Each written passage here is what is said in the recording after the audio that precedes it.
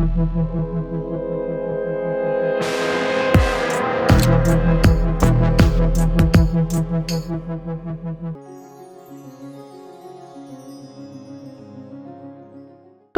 दुमशाणा दिसान दीस वाढतूच आसा।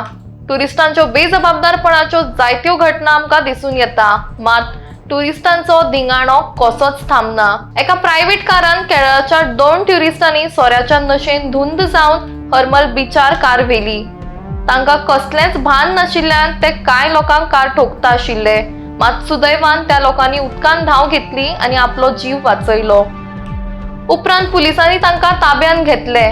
सरकारान खंयचीच गाडी बिचार व्हरपाक बंदी घाल्ली आसा, मात ट्युरिस्ट कसलेच रुल्स आनी रेग्युलेशन्स पाळना अशी लोकांची कागाळ। तर दुसऱ्या घटनेत अंजुना पेट्रोल पंप कडेन एक ट्युरिस्टान रेंटल कार कंपाऊंड वॉलाचेर मारिल्ल्याची घटना समोर आयल्या।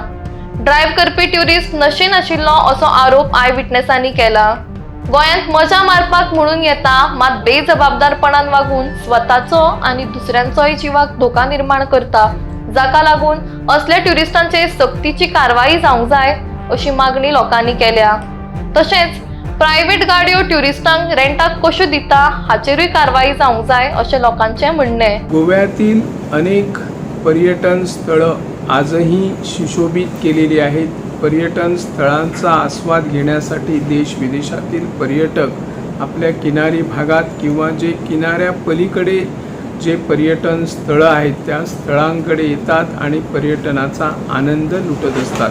परंतु काही पर्यटक जे दारू पिऊन दुचाकी म्हणा किंवा 4 चाकी वाहन थेट किनाऱ्यावर घेऊन जे काही पर्यटक नागरिक किनाऱ्यावर पर्यटनाचा आनंद लुटत असतात, त्यांच्या जीवाला त्रास करण्याचाही त्यांना अडथळे करण्याचाही प्रयत्न करत असतात।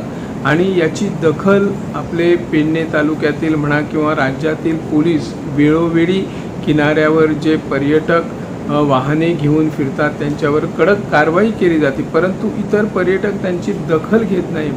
अशा वारंवार घटना घडत असतात। काल आपल्या हरमल किनारी भागात असे 2 पर्यटक मोठ्या प्रमाणात दारू पिऊन थेट वाहन हरमल किनाऱ्यावर नेली होती आणि वाटेत जात असताना 2-4 नागरिकांना ते ठोकरणार होते, परंतु सावध पर्यटक असल्यामुळे नागरिक असल्यामुळे अपघात टाळले। त्यानंतर हे पर्यटकांनी थेट किनाऱ्यावर वाहन काढले। त्या ठिकाणी मोठ्या संख्येने उपस्थित असलेल्या नागरिकांनी हे वाहन रोखले आणि त्यांना विनंती केली, तुम्ही वाहनातून बाहेर या, वाहन तिथे थांबवा। पण ते वाहनातून कशाच प्रकारचे बाहेर येण्याचा त्यांनी प्रयत्न केला नाही।